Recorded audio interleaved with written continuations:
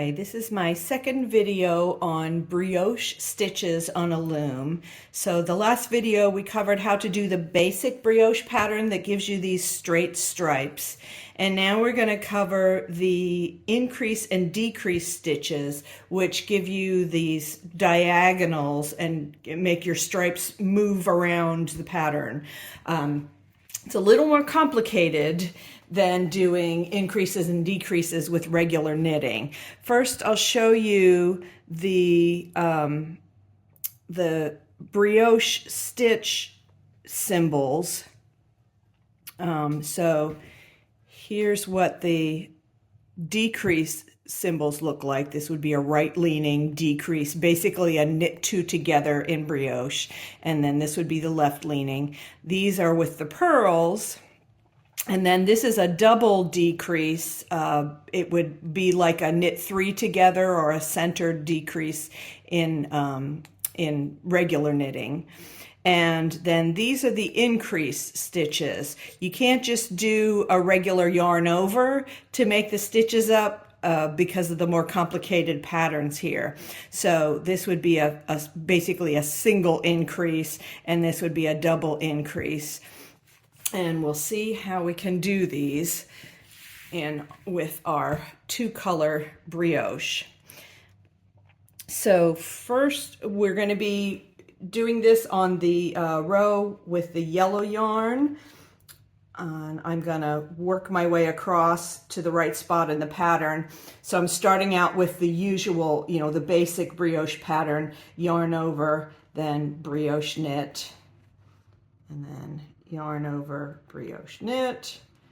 And then I do one last yarn over because I'm going to do my decrease here on this blue stitch marker. Now I'm going to be knitting together two brioche stitches, which means I also have to knit in the stitch that's in between, because this is a brioche stitch with two strands of yarn, and this is a brioche, and then we need to have this one in between. So I'm going to move, this is where I want my increase or my decrease to be. I'm going to move this stitch over, and then I'm going to move this brioche stitch with the two loops over, all onto the same peg. So I've got 5 stitches there that I'm going to knit off at the same time. Then I move the other stitches in between the decrease and the increase over, and I notice I have to move them 2 pegs because I've moved the stitches from 2 pegs to make my decrease. And let me show you how you determine which stitches to move. So here is where my increase is going to happen. It's on that purple peg, and the 2 stitches on either side of it will be involved in the increase. And I'm actually going to knit multiple stitches into one brioche stitch. So what I have to do, this is going to be the end of my increase. So I'm going to move all of the stitches up to there over my 2 pegs.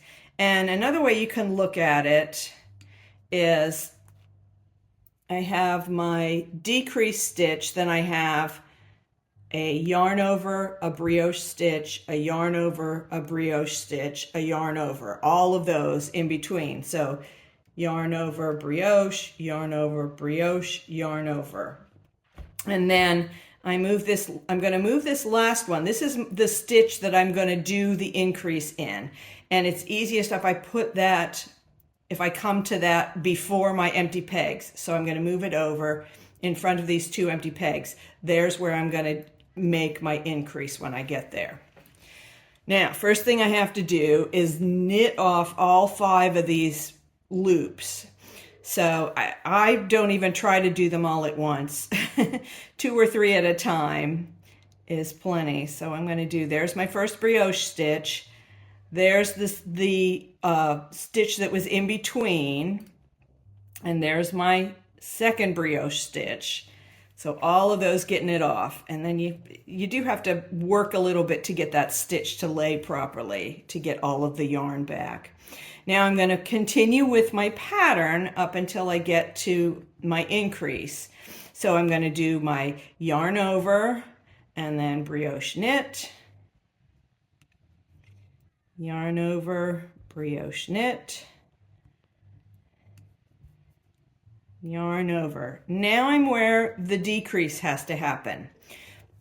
And this is where you have to knit into this brioche stitch multiple times. So I'm gonna wrap that peg and knit these off, but instead of just dropping them in the back, I'm gonna move them over and put them down 2 pegs over. So I'm leaving that empty peg, and then they're going down on the next one. And I do try to keep them in the right order. I want that red stitch on top because that's the color, the way the colors should lie for this row.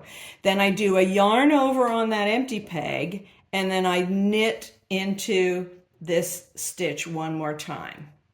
So I've done a brioche knit, yarn over, brioche knit, all into that one stitch.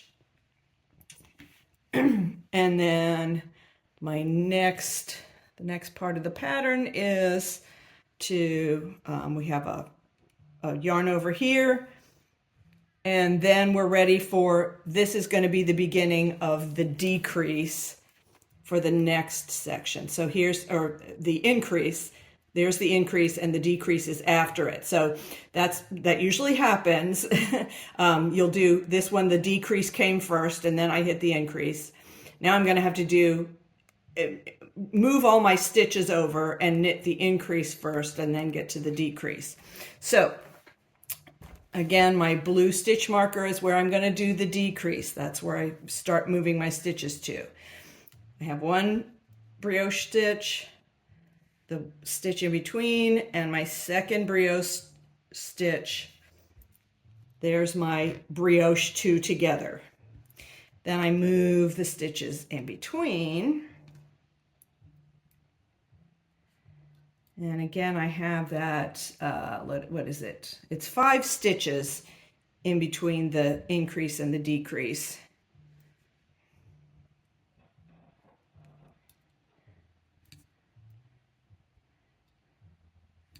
And this time, so this is the stitch that I'm going to use for my increase. That's the one that will get knit into multiple times. Here's my decrease, and then the 5 stitches. Okay, but I'm going to knit the increase first. So again, I do a brioche knit on that stitch, but I don't drop them.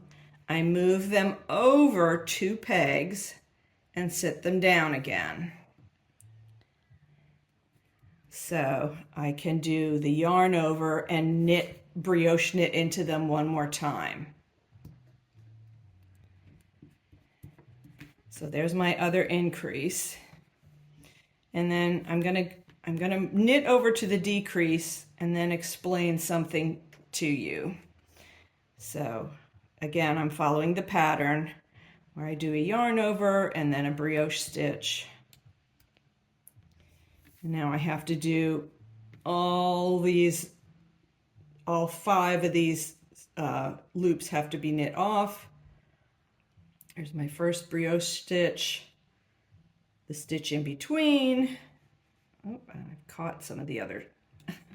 And my second brioche stitch. All right, so there's my my decrease stitch. Caught a little bit of this yarn. I want to try to get that so that it's going to sit properly. There we go. Okay. So now if you look back, notice I don't have, in the places where I did the increase, I don't have my my usual brioche pattern where every other peg has the second loop on it. But that's okay, because if we look at the next row in the pattern, you notice in the middle of those, it's a regular purl stitch instead of a brioche purl. So that will get you back to your pattern on the next row. So I'm going to go ahead and finish this row. Again, back to that regular pattern. That's why it's probably a good idea to practice the regular pattern a bit before you try to do any of the more complicated stitches. So you don't have to think about that part while you're working. Now I'm ready to do the next row with my red yarn. And I start out, basically it's the regular brioche pattern. The only thing that's going to be different is those couple of regular purl stitches when I get to the where I did the increases. So it's a brioche purl. My yarn keeps getting caught. And then a yarn over and the purl.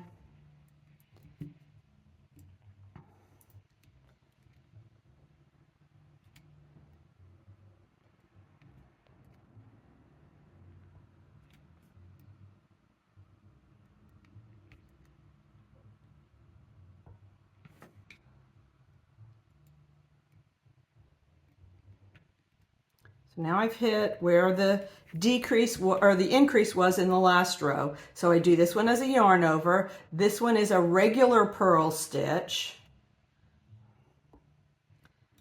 This one is a yarn, this one is the yarn over. So I've gotten back my pattern again, where I have a brioche stitch, then a regular, like that, okay? And then we have the purl in between my increases. And again, there's where the other increase was, where we have 3 regular stitches. So we do a yarn over, a regular purl, yarn over, and again, we've established that pattern again. And then I'll just finish this row so you can see how the pattern will be as it should when I'm done.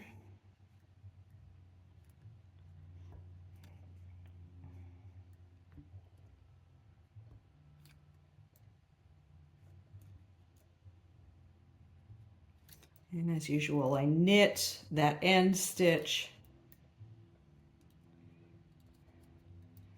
So now we've gotten back to our regular pattern where we have a single loop, a double loop, a single loop, a double loop all the way across.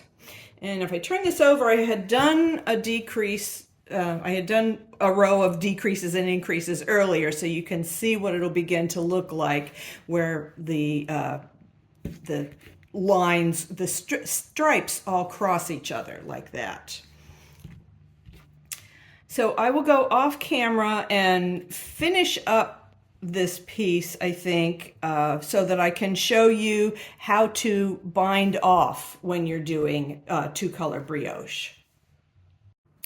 Okay, I've done a few more repeats of this pattern so you can get an idea of what it looks like. I think these colors are really good for kind of showing off the way these 2-color patterns work, because you can really see the contrast there and how the decreases and increases work. And you can see that it looks good on the other side as well. It's a bit of a different look, but it's still definitely attractive. So I think this makes a nice reversible fabric. Let me show you how I would end these 2-color brioche patterns. So I've finished where I have both my yarn on one side. So I've done a pair of rows.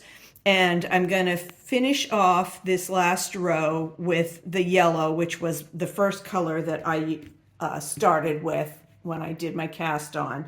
And this row, we're just going to knit all of the stitches regular. So you're actually doing a regular knit and then a brioche knit to get all of your stitches off, so that you have just regular stitches with the yellow yarn. all the way across. And then what you can do is use the other color to do whatever bind off you're used to doing. I generally do a super stretchy bind off. It's a very good one to do on the other side of a piece where you did an E-wrap cast on. You end up with similar tension on both sides. And I have a video on doing the super stretchy bind off with the Kiss loom, at which I will link to at the bottom of this. So as I say, we'll just go all the way across, knitting all of the stitches off so that we have the yellow on here, and then use the red for the regular bind off. I'll show you what you can do with the because you'll have two tails, you'll have a tail for each color. So what I usually will do is, as I finish this row, I can cut off a fairly long tail of the yellow yarn, and then once I've finished my bind off, I'll tie it together with the red tail so that nothing will come unraveled, and then I can just tuck in my ends as usual.